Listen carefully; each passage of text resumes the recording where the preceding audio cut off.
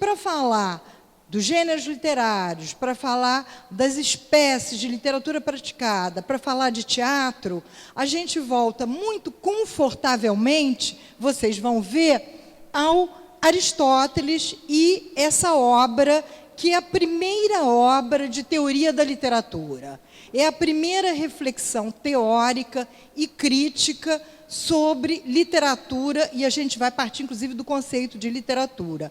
Ou seja, é o primeiro momento em que se arruma a ideia do que é fazer poesia, do que é fazer texto para teatro, do que é fazer uma narrativa nos moldes de uma epopeia. Supõe-se que teria esse livro, a Arte Poética, teria mesmo uma finalidade um tanto didática, né? Ensinar os escritores como fazer bem qualquer um dos gêneros. Então, é isso que Aristóteles faz nesse livro chamado A Arte Poética, o que já é interessante, porque ele começa pensando, né, a poiesis como isso, como essa arte da poesia, a gente já vai ver por quê. E o Aristóteles vive ao que se sabe, de 384 a.C. a 322, o livro é esse, A Arte Poética. E antes de começar, eu queria fazer uma reflexão assim. Está andando para trás, né? No zero que Cristo nasce, né? Esse é do André. Essa é uma observação de André Buarque. Né? Quando faz zero, Cristo nasce. Não é boa pergunta até.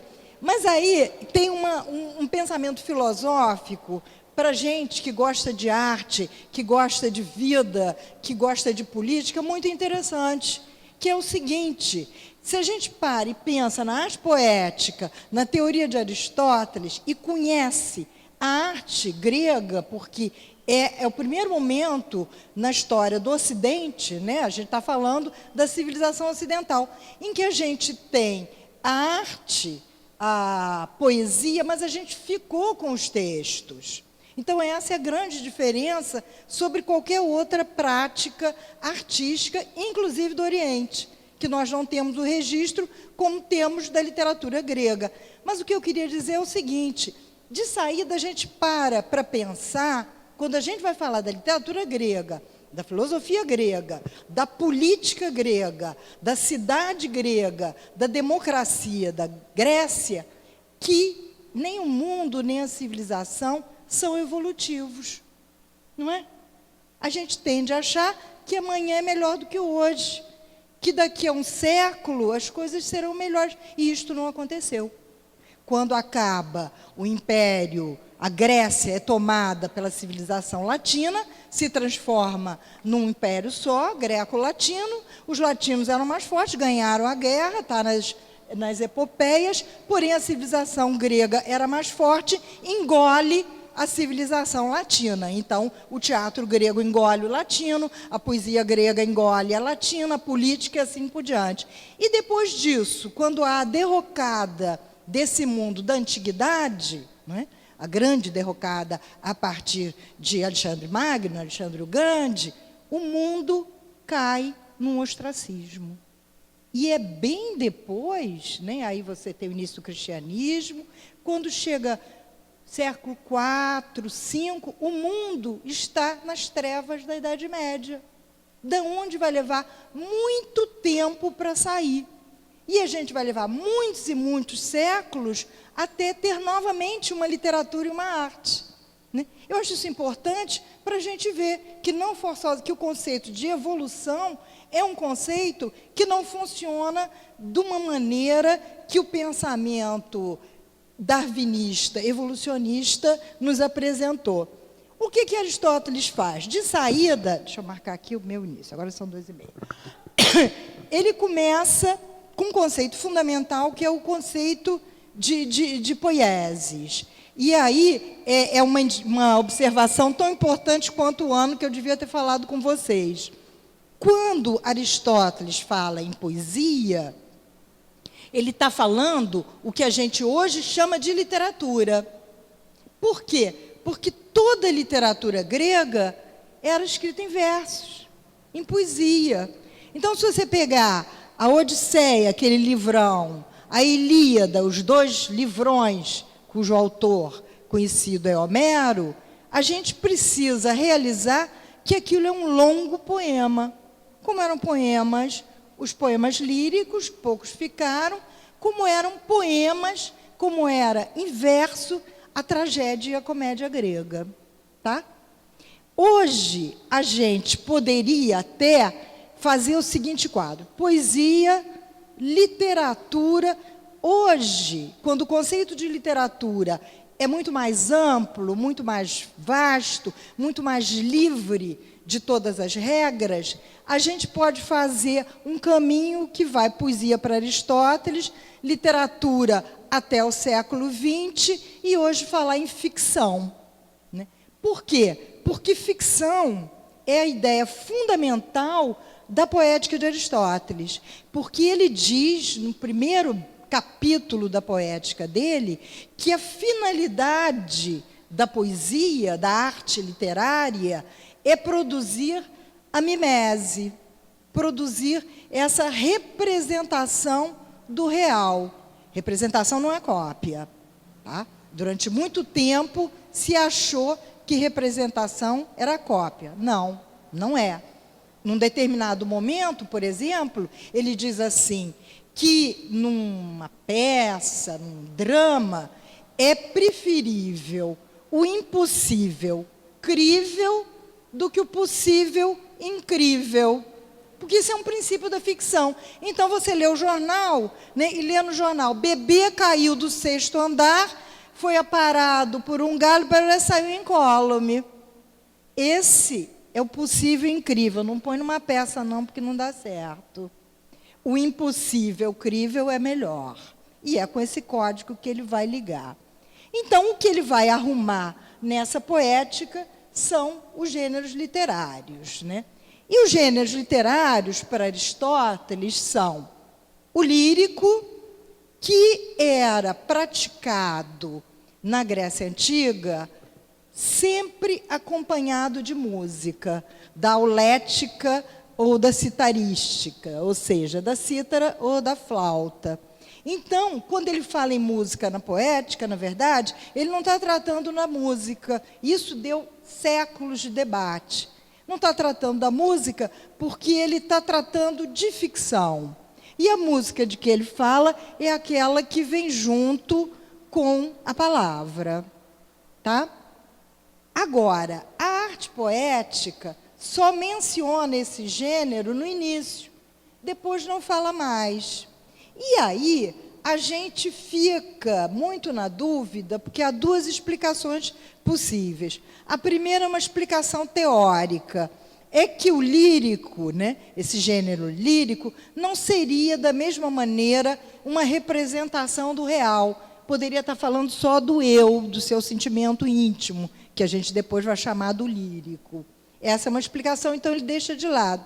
A outra explicação é bem mais banal e é possível. É que o tratamento do lírico ficaria no 2º volume da arte poética, que teria se perdido. Isso deu assunto para um romance e para um filme. É o romance do Nome da Rosa, né? Do Umberto Eco.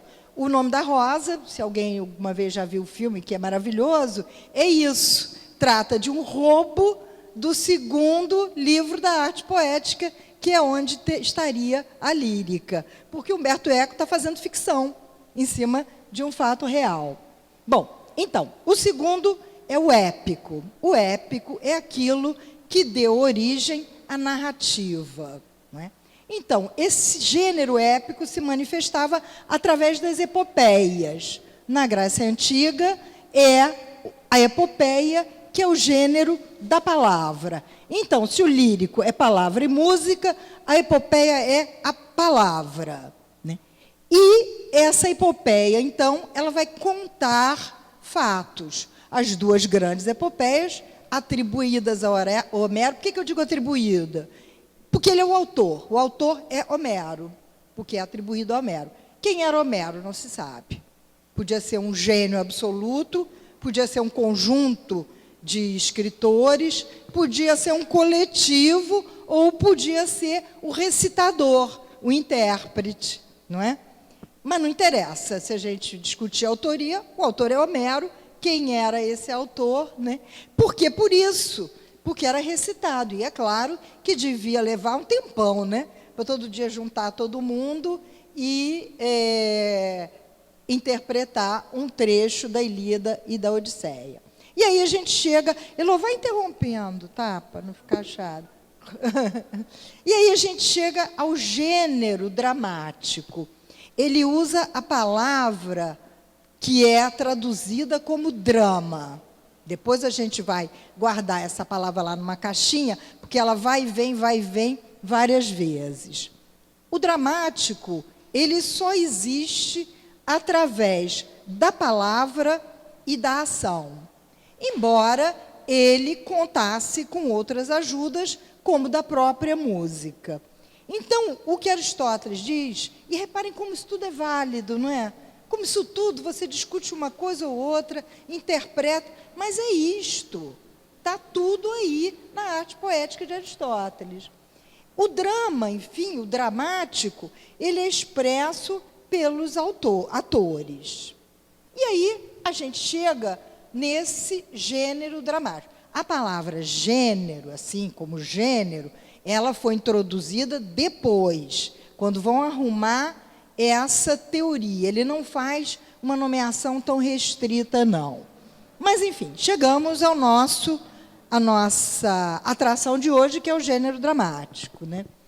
E o gênero dramático se realiza através da tragédia e da comédia, fundamentalmente. Aristóteles apresenta tudo. Quando chega no final, ele diz, tudo muito bonito, tudo muito importante, a epopeia é uma coisa fundamental para a civilização grega, mas boa mesmo é a tragédia.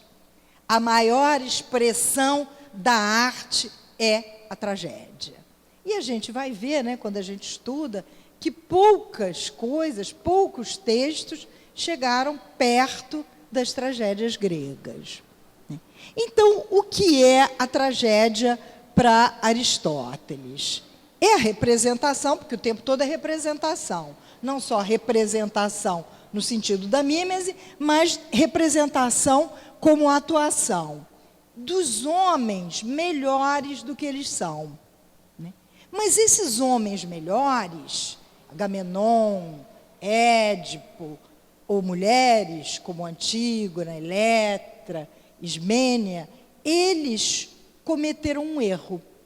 Eles cometeram uma falha, mas que é uma falha trágica, por duas razões. Ou porque eles não sabiam, como é o caso de Édipo, ou porque não tem saída.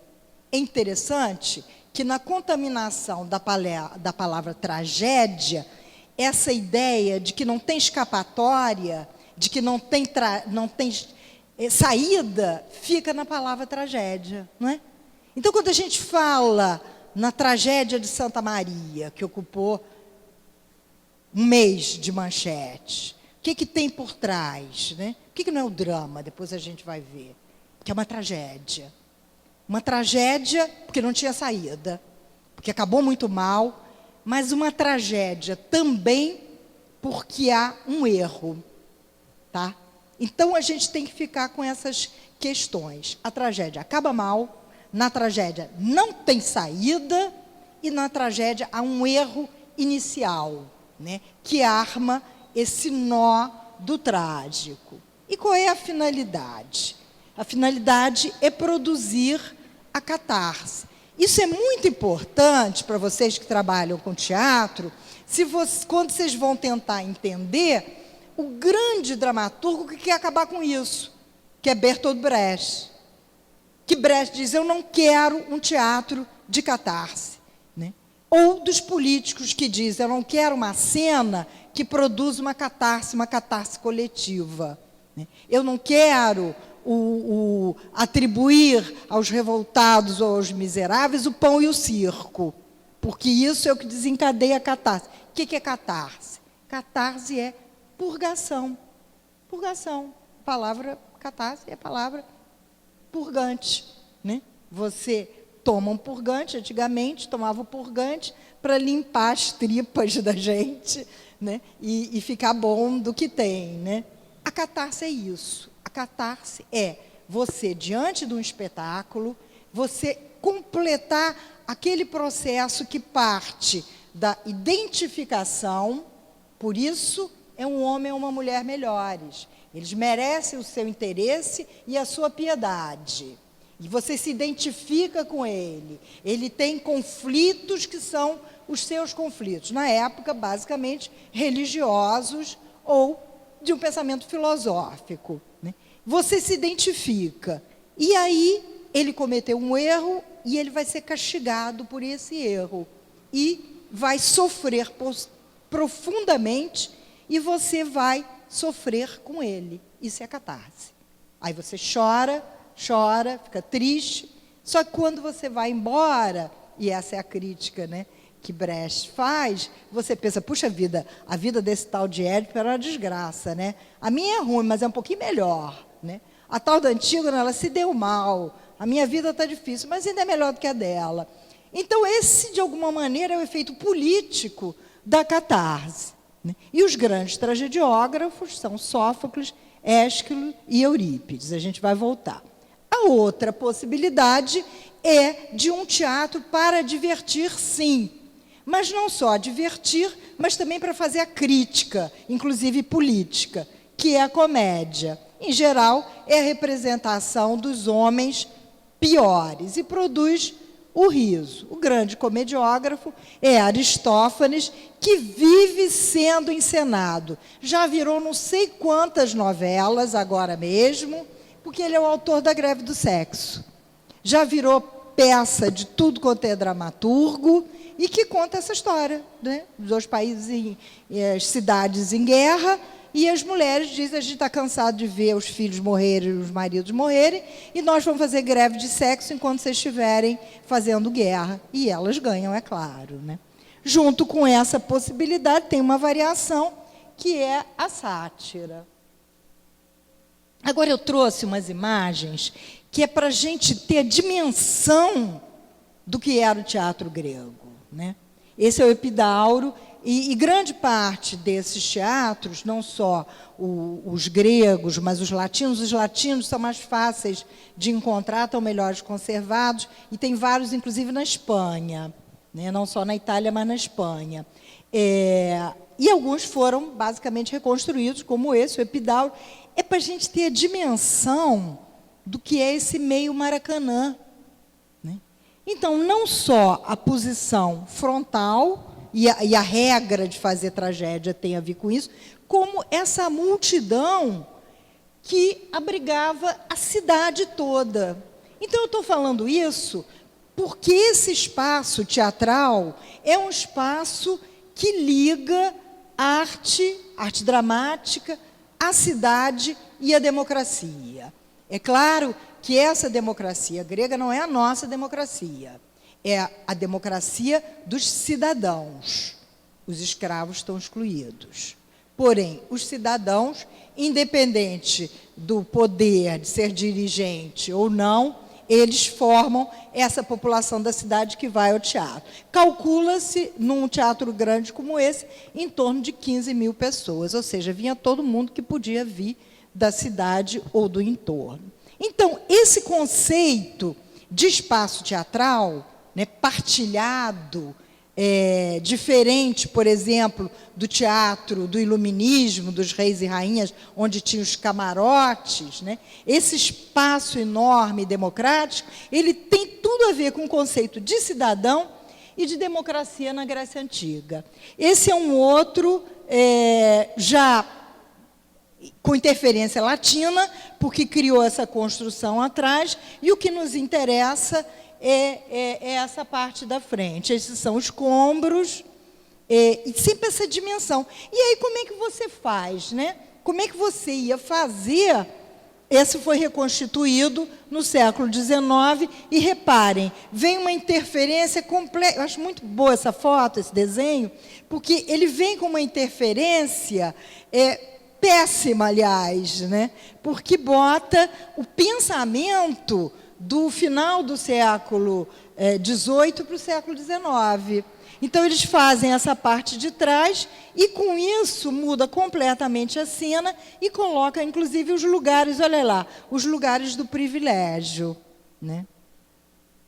Tá? Então, para a gente entender, né, é isso que a gente hoje chama de orquestra, é a cena, né?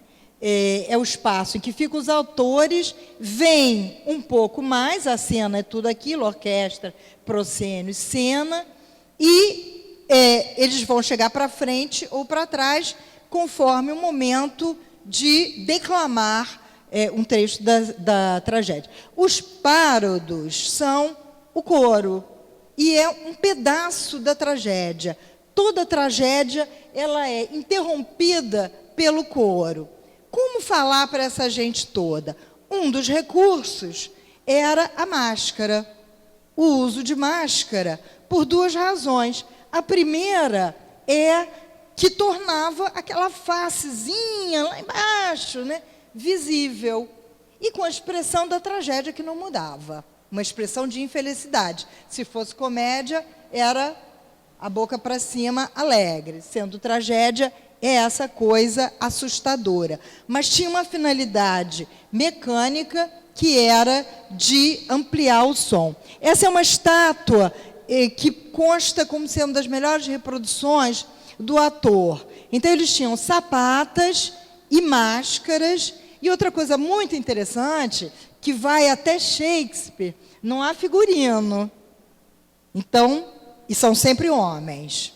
Todos os atores são homens, isso vai até o século XVI, os atores são homens, mesmo que o personagem seja mulher, e não tem figurino.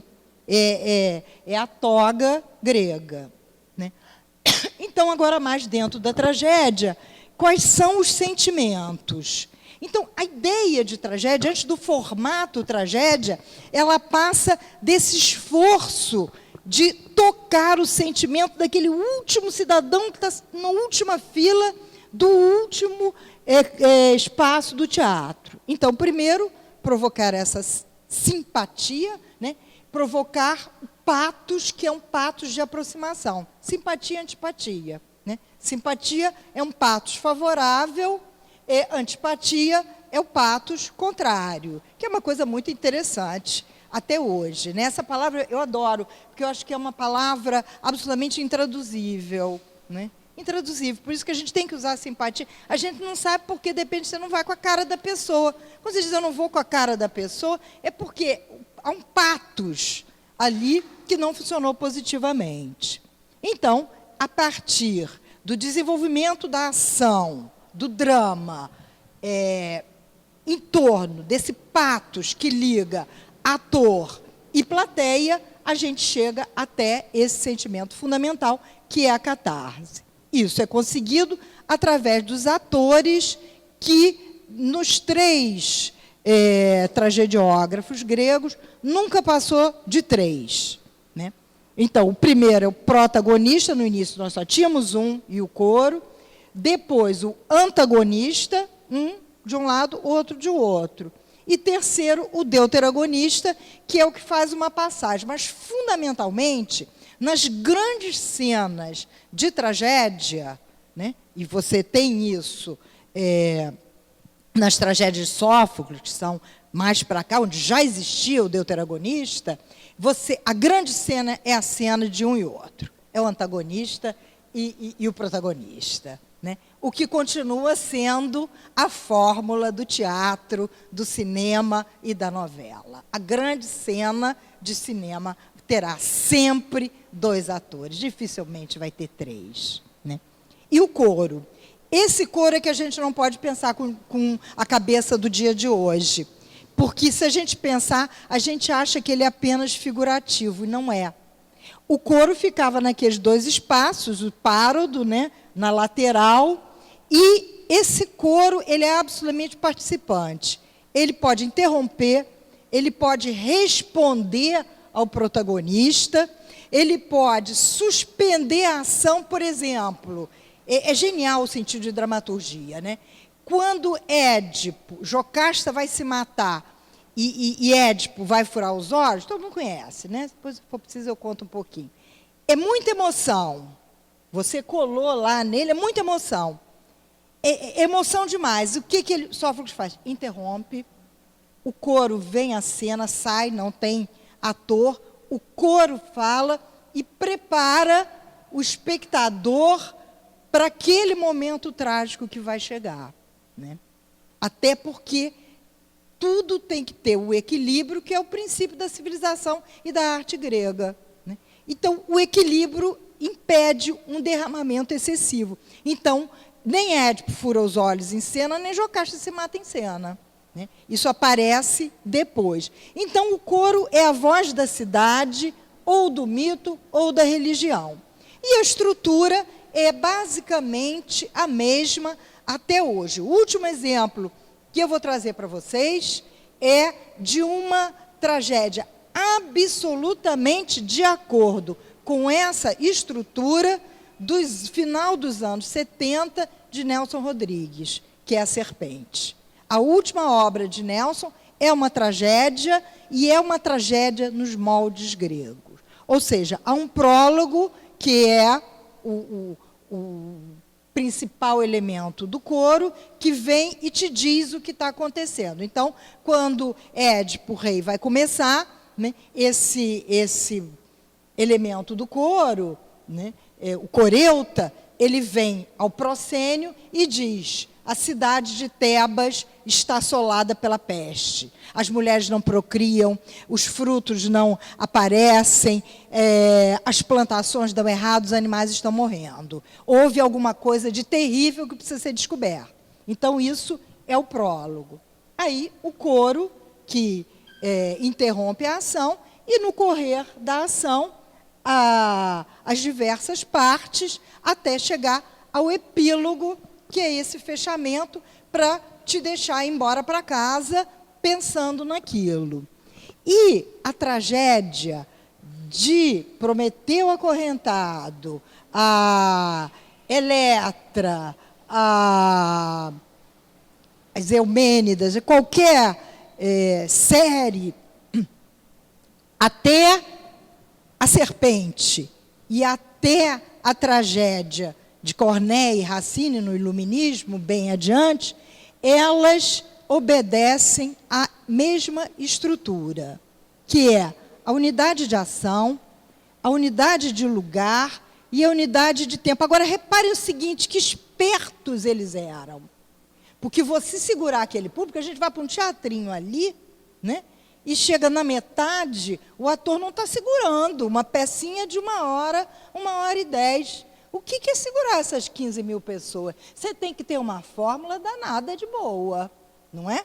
Porque senão não vai dar certo. Então, para isso, tinha essas regras que todos respeitavam. Primeiro, a unidade de ação. Isso é o que fica.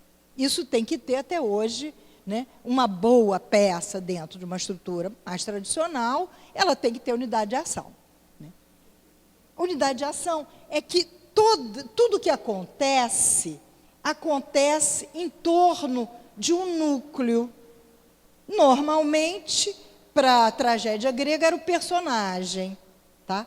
Então, mesmo que haja, no correr do Édipo Rei, o coro interrompe e fala com Tiresias, que é o adivinho, para contar qual foi a história de Édipo quando os pais verdadeiros de Édipo o abandonaram para não fosse cometido o erro que é o incesto. Então, eles interrompem a ação e contam. Era assim, tararé, Jocasta abre mão do seu filho, porque o adivinho Tiresias tinha dito que isso ia dar errado, ia ser um grande pecado. Então, é uma ação paralela, mas ela funciona em torno da descoberta desse enigma que é o Édipo Rei. Unidade de lugar, porque só tinha um lugar, não tem cenário, né? Há um mínimo de credibilidade e de convencimento. E o que é muito bonito, que é a unidade de tempo. Toda a ação tem que se passar entre o surgir do sol e o pôr do sol. Por isso é que eu botei aqueles espaços teatrais. A gente não tinha iluminação, é claro, né? Então, a iluminação era a iluminação solar, o teatro era construído contra o nascer do sol, e quando o sol se pusesse, a ação toda devia ter acabado. Exceção, Shakespeare. Shakespeare ignorou, só manteve a regra das 3 unidades. Às vezes não. Ele faz a última peça de Shakespeare, que é a Tempestade, onde ele mistura tragédia com comédia. Porque ele misturou tanto, ele liberou tanto, que aí ele volta à unidade, inclusive de tempo, né? Então, para citar algumas, as grandes, todos eles são anteriores a Aristóteles, não é? Por isso é que Aristóteles teorizou sobre eles. Ésquilo, que tem uma sequência, que é a Orestia, já encenado pelo Zé Celso. O Zé Celso tem feito as Bacantes, tem feito essa coisa toda. E o maravilhoso Prometeu Acorrentado, né? Eurípides é é tido como o mais humano dos tragediógrafos. E os sofrimentos são, até hoje, muito próximos de nós. E o melhor exemplo é Medeia. Medeia tem ciúmes, taca fogo nas roupas da rival, né? Não tem limites. E as Bacantes, e Eletra, que não abre mão, não cede. E Sófocles, que é das grandes ações. É realmente o autor do homem e da mulher melhor. E Édipo Rei é a maior tragédia, no meu entendimento, da história da humanidade, né? Então, essa é a última cena, depois que tudo é deslindado. Qual foi o erro de Édipo? Por que ele vai ser castigado? Porque ele casou com a mãe e teve filhos no mesmo leito em que foi gerado. E esse é o grande tabu da civilização. A civilização ocidental, o grande tabu é o incesto. Ele não sabia que era a mãe dele, né? Então, para contar a historiazinha direitinho, o que acontece? Um dia, isso tudo aconteceu menos de um dia, em 6 horas, né? Porque uma parte é relatada. O que aconteceu? Um dia ele chegou a Tebas, e Tebas estava sem rei, né? E ele, então, no caminho de Tebas, ele tinha tido um combate e tinha matado o rei, que ele não sabia que era rei de Tebas. Então, Tebas estava desorganizado, porque tinha Laio, que era o rei de Tebas, tinha morrido. E aí ele chega, vai ficando, blá, blá, blá, e se torna o rei daquela cidade, porque as cidades eram equivalentes a estado, né? Então, Édipo se torna rei e casa com a viúva, que é Jocasta. Tem filhos, tem 4 filhos, 2 rapazes e 2 meninas, né? E começa a dar tudo errado. Esse é o momento em que começa a peça. A peça começa quando essa punição dos deuses está se espalhando pela cidade. Então, quando começa a peça, Édipo vai, é lindo isso, porque ele vai para frente do palácio, o palácio nunca aparece, e vai conversar com os cidadãos. E diz, eu sou rei, eu tenho que achar uma solução. Eu tenho que descobrir o que aconteceu. E aí vem o adivinho, o Tiresias diz assim, várias vezes no correr da peça, é melhor não descobrir, porque tudo isso vai se voltar contra você. E ele diz, não, é a minha missão, eu tenho que fazer. E aí é o desenrolar, né, de idas e vindas. Creonte, que vai ser rei depois dele, negocia, pereré, e ele vai até o final, quando ele então sabe que aquele viajante que ele matou era o pai verdadeiro, Laio, e a rainha Jocasta era a mãe dele. Ele tinha sido criado por uma outra família, depois que os pais verdadeiros o mandaram jogar o menino fora. Um pastor se apiedou do menino e levou para outra família, na outra cidade que o criou. Mas não adianta, o destino dele era esse. Porque esse é o grande antagonista de Sófocles. O grande antagonista de Sófocles é o destino, né? Então, não tem jeito, quando Jocasta sabe disso, se desespera e se mata, se enforca com o cordão da toga, e Édipo, o rei, fura os olhos. Volta a cena com os olhos furados, e aí Creonte diz, agora você tem que deixar a cidade de Tebas, porque você é uma pessoa maldita. Aí ele pede, essa cena é muito linda, ele já está cego, ele pede para levar as meninas, né, para levar as duas filhas, uma delas é Antígona, que vai ser outra tragédia, e Creonte diz, não, você tem que ir embora sozinho. E aí vai ser uma outra peça, não tão grandiosa, mas muito bonita, que é Édipo em Colono. E esse é o grande desafio. Nós tivemos no Brasil uma das montagens mais sensacionais de Édipo Rei, feita pelo Paulo Otran, que, diferentemente da tragédia, vira de costas e fura os olhos em cena, que foi tido assim como uma coisa de um realismo incrível. Então, essa é a grande tragédia, né? Os personagens são isso, a cidade de Tebas, Édipo, Jocasta, Creonte, Tirésias. Esse coro é muito interessante. É o coro dos anciãos, porque eles são sábios. Eles conhecem o passado, eles conhecem o mito e eles têm bom senso. São eles que dizem, espera, não vai até o fundo. E as duas meninas, que é Antígona e Ismênia, né? Aí eu só queria fazer um preâmbulo sobre o tamanho dessa tragédia. Quando chega no século XX, um médico austríaco chamado Sigmund Freud, pesquisando comportamento e criando a psicanálise, e o que vem daí, psicologia, todos os estudos da psique, ele descobre, entre aspas, porque já existia, o inconsciente.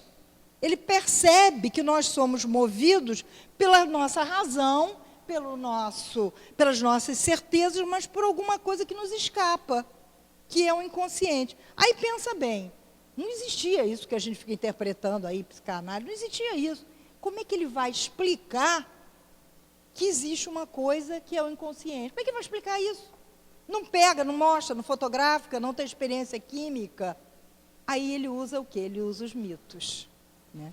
E assim ele fará toda vez que ele tiver que explicar, ou pela literatura, ou pelos mitos. E aí que surge a expressão que a gente usa todo dia, que é o complexo de Édipo, que ele está identificando como uma primeira manifestação do inconsciente a dificuldade entre mãe e filho de um se desprender do outro e se transformar nesta pessoa diferente. E que quando isso não é resolvido a contento, pode dar todos os problemas que ele vai falar. Blá, blá, blá. Antígona, que é a outra maravilhosa, essa é uma história menos da opção humana e mais do poder. Porque o que acontece? Esse aí é maravilhoso. Antígona é criada por Creonte, ela e Ismênia, mas acontece que quando vem essa segunda etapa do reinado sobre Tebas, os dois irmãos, Etéocles e Polinice, um deles, que é Polinice, deixa Tebas, vai embora, junta-se com outro rei e começa uma guerra contra Tebas, que é outra tragédia maravilhosa, chama-se os Sete contra Tebas. Em resumo, sai uma grande luta, uma guerra, e morrem os dois. Morrem os dois, Creonte, que estava sempre ali esperando, ciscando para ver o que sobrava de poder para ele. Creonte reassume o poder e decreta que Etéocles, que estava na cidade, terá um funeral deslumbrante e Polinice não poderá ser enterrado, né? Seu corpo tem que ser comido pelos abutres. E aí é o dilema de Antígona. Ela diz, não, eu tenho que enterrar o meu irmão, porque essa é a lei dos deuses, que nenhum corpo deve ficar insepulto e que os parentes devem enterrar seus mortos. Aí ela diz que vai enterrar, não pode, afinal ela enterra o Polinice, ela então é presa pelos soldados de Creonte, Émon, que é o filho de Creonte, noivo dela, intervém, mas não tem jeito, e ela então é enterrada viva, né? É a punição por aquele erro, que é um erro absolutamente trágico, né? E aí a gente chegou a Shakespeare. Eu acho que eu só vou basicamente até Shakespeare, depois a gente vai para as nossas conversas. De Shakespeare, tem hoje muita documentação, porque o teatro dele também tinha tudo a ver com o espaço. E, graças à lei das apostas e da loteria esportiva, né, que foi para a cultura, os ingleses reconstruíram o The Globe, que foi o grande teatro de Shakespeare. Vejam vocês que coisa interessante, eles buscam uma ideia semelhante ao do anfiteatro, mas já há lugares privilegiados, que são os lugares do rei, né? Esse já é o The Globe reconstituído e ocupado como era na época. A única diferença de hoje para a época de Shakespeare é que cabe mais gente, porque as pessoas são maiores, né? E esse é o desenho. Outra coisa muito interessante, que influi na estrutura da tragédia: esse teatro é aberto. E o princípio é o mesmo. A iluminação é a iluminação do sol, e as peças são apresentadas, como na Grécia Antiga, em festivais durante o verão, né? Se tiver um frio desgraçado e chovendo, não pode. Bom, eu trouxe para vocês depois, se der tempo, uma leitura, uma interpretação de Hamlet pelo grande diretor inglês, que é Peter Brook. Atualmente ele está na França, com um elenco multiétnico, liderado por esse ator genial, que é Adrian Lester. E é uma direção que traz a tragédia exatamente como ela foi escrita, mas que pratica essa direção sem o objetivo de trabalhar o patos em direção à catarse. Mas ele obedece. Então, o conflito, que é um conflito trágico, né? Por que o conflito de Hamlet é trágico? A história de Hamlet é rapidinho, depois a gente vai parando, né? A história de Hamlet é a seguinte: ele está fora da Dinamarca, porque a estratégia de Shakespeare era falar, sobretudo, da Inglaterra, né? Lembre-se do imperialismo da Inglaterra sobre o resto do Reino Unido, falar dos conflitos, Ricardo III, os reis, um matando o outro, Mary Stuart, todo tempo é isso, mas ele sempre dá um jeito, bota para passar em outra época, bota para ser numa ilha imaginária da tempestade. Nesse caso, a ação se passa na Dinamarca. Então, o príncipe da Dinamarca, que é o Hamlet, ele viajou, né, para completar a sua formação. Enquanto ele estava viajando, o tio resolve que deve eliminar o rei para casar. Vê como tem muito a ver com Édio. Para se casar com a sua amante, que era a rainha. E assim eles fazem. Enquanto o rei está dormindo, eles pingam um veneno pelo ouvido. O rei, pai de Hamlet, acorda morto. E um mês depois eles se casam, que é quando Hamlet chega. E aí existe a mesma situação trágica. Hamlet, como Antígona, é jovem, quer a vida, mas ele tem uma tarefa que lhe é atribuída pelo fantasma do pai, que aparece no castelo. E o fantasma do pai diz: você tem que vingar a minha morte.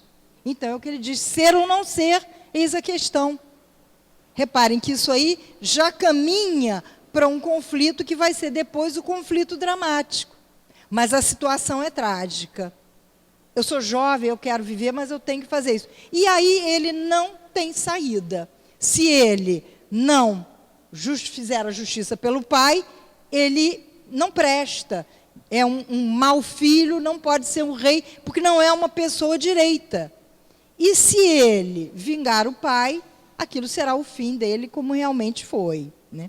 Então, isso é interessante para a gente já tirar dessa forma que é a tragédia, a ideia de trágico. E mais do que isso, ver como esse modelo mesmo vai e vem E o melhor exemplo é Nelson Rodrigues, com Álbum de Família, Anjo Negro, Senhora dos Afogados, que são tragédias, mas não tem a estrutura da tragédia. A Serpente, de 78, tem. Né? Então, o que vai acontecer, aí só vou dar pinceladas, o que vai acontecer no romantismo, e aí a gente está falando de uma experiência que chegou até nós, que é a experiência francesa. Quando chega o romantismo, quando a gente está assim, no caminho para o século XIX, vai surgir uma grande revolução teórica, feita por um magnífico escritor, que é Victor Hugo. O que está acontecendo é que, depois de um sucesso das tragédias com o iluminismo, a tragédia não segurava mais. Ela vai se afastando da população, dos espectadores. E ele não quer isso, ele quer uma aproximação. E aí que num prefácio, que o prefácio é uma peça que não entrou na história, todo mundo esqueceu da peça, ficou com o prefácio, ele fala que a boa peça teatral tem que ter o sublime, mas tem que ter o grotesco. Tem que ter o bom e tem que ter o mal. Não no antagonismo, porque o bom e o mal existiam. O grotesco não, mas o bom e o mal existiam na tragédia. Mas não mais nesse conflito absoluto, nesse antagonismo absoluto, mas sim conflito. Essa é a ideia de drama. Drama é conflito. E pode acabar bem ou pode acabar mal. E o melhor exemplo, que todo mundo conhece, nem que seja pelo desenho maravilhoso da Disney, é o Corcunda de Notre Dame, o Corcunda horroroso que salva a cigana Esmeralda. Daí em diante, o drama vai se tornar como o drama naturalista, a representação realista, até Brecht, que diz, não quero a catarse, né? E cria os efeitos para atenuarem isso. Tá? E assim que a gente chega ao contemporâneo, o chamado teatro pós-moderno é aquele, depois de tudo que aconteceu, sobretudo de Beckett, e do advento da performance, né, como a arte que entra, diz a seguinte coisa: qualquer texto é um texto teatral. Pode ser um poema, pode ser a correspondência, pode ser um diário, pode não ter texto, pode ser mais dança do que texto, pode ser expressão corporal, pode ser performance teatral. Qualquer texto ou qualquer forma de representação pode ser teatro. Isso é o que está muito na moda como o teatro pós-dramático. Então é isso, vocês acharam que ainda dá tempo, a gente vê um pedacinho desse Hamlet do Peter Brook e depois a gente conversa. O que vocês acham? Dá?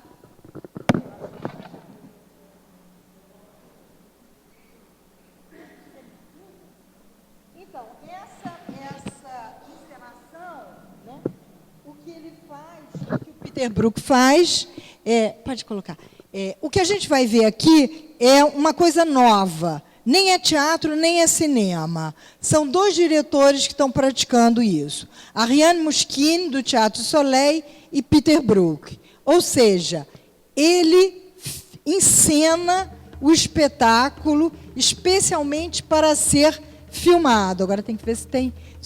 isso aqui tem um pequeno problema que é muito divertido. Vê se você consegue a legenda. Acho que tem que botar outra vez a legenda aqui. Saiu. A legenda é espanhol. Mas não tem importância que todo mundo conheça a história. Né?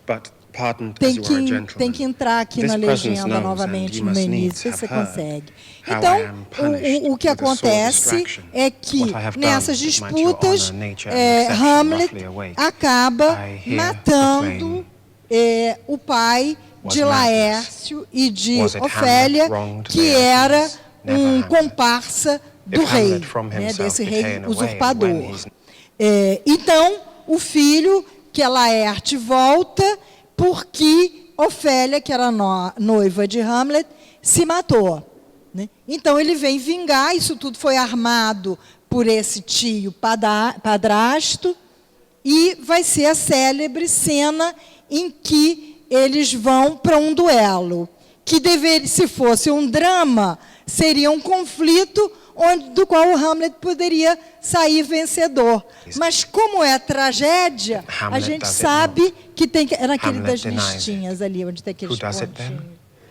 O Hamlet é His esse, madness. o Adrian Lester, If this be que é so, negro. Hamlet is of the O faction Laércio that é is indiano. His madness is poor Hamlet's enemy. Então eles se Sir, encontram, eles eram amigos, Hamlet pede this desculpas audience, a ele e let ele my diz, disclaiming from a eu não purposed posso te evil free me desculpar so pelas far mesmas in razões, your você most matou meu generous pai thoughts e minha irmã se that matou por sua causa, I eu have tenho que shot vingar my meu pai da arrow mesma over the forma. house Aí o Hamlet diz, and tudo hurt bem, my ele está brother. oferecendo aí, ele está pedindo, obrigado, está pedindo desculpas a Laerte, mas o Laerte diz, não tem jeito. Só o que eles não I'm sabem satisfied. é que os dois florins, né, floretes, sei lá o que é, estão envenenados. Então, ele vai ter que morrer. Então, há veneno na bebida de Hamlet e depois o tio bota o veneno mortal no florete de Laerte. Então, esse momento trágico, no entanto, na direção do Peter Brook, ele é desfeito de qualquer recurso trágico. É claro, esse é o usurpador, o rei, né? É claro que esse ator, o Adrian Lester, é absolutamente genial, né? Absolutamente genial. Ali é Horácio, que é um personagem que sempre tem em Hamlet, alguém que sobra para contar a história. O Horácio é o mais branco, é um escandinavo, né? Esse é o amigo, é um dos amigos. Quem está brigando é o Laerte, filho de Polônio, que foi morto por Hamlet, e Hamlet. E aí é uma dança, né? É uma verdadeira dança. Já vai aparecer a mãe tem cara de inglesa, vocês vão ver. A hit, a very palpable hit. E ele está servindo de mediador. Esse é o Laerte e o outro é o... Aí é o vinho envenenado. Set it by a while. I'll play this Dá para bout first. entender, né, a legenda, né?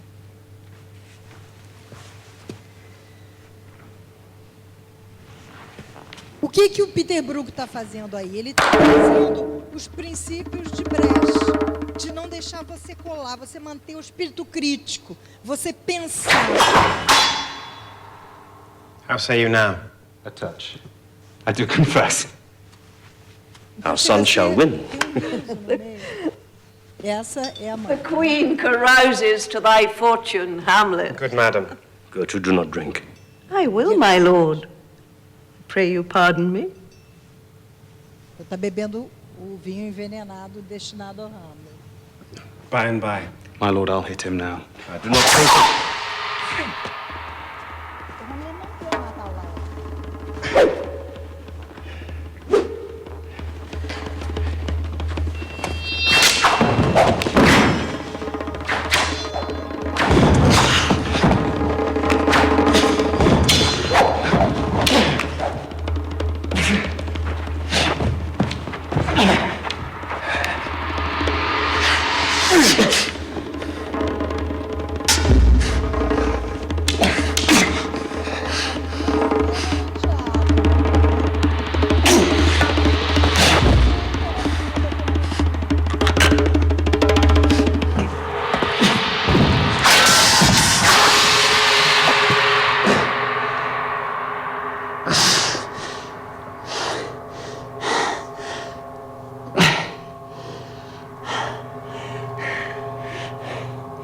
Hamlet,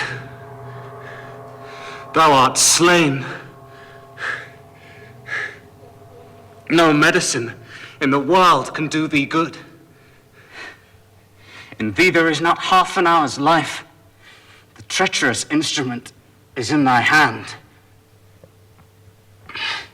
Unbaited and envenomed. The foul practice hath turned itself on me. Why, as a woodcock to mine own springe, I am justly served. Thy mother's poisoned. I can no more.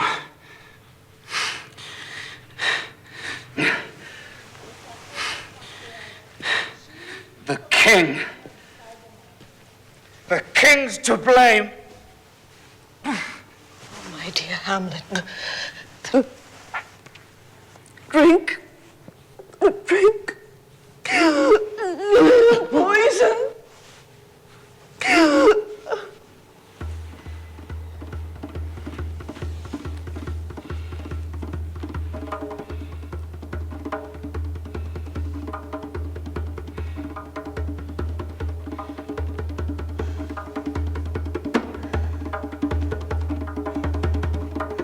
Here, thou incestuous, murderous, damned Dane, follow my mother.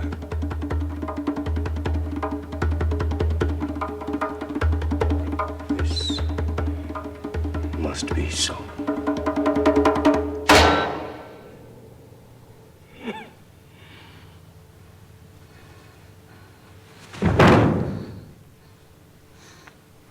How is Miller?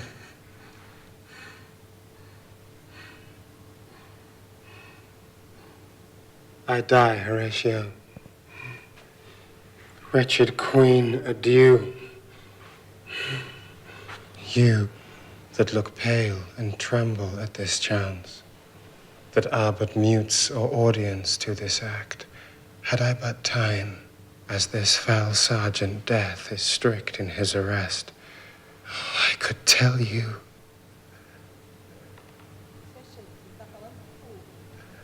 Let it be.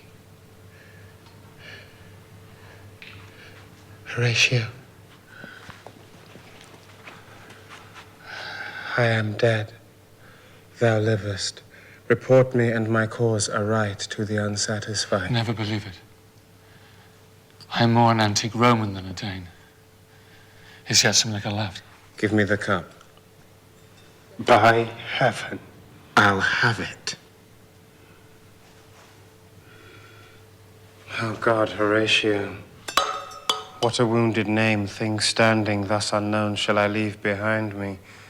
If thou didst ever hold me in thy heart, absent thee from felicity a while, and in this harsh world draw thy breath in pain to tell my story.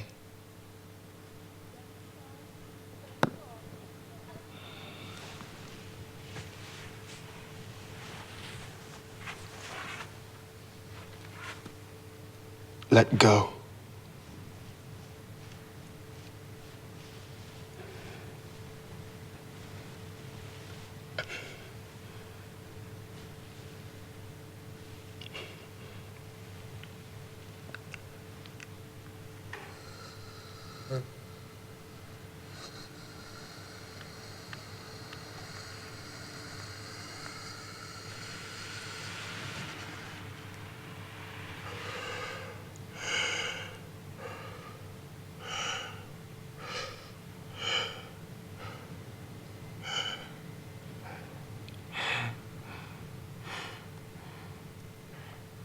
The rest is silence.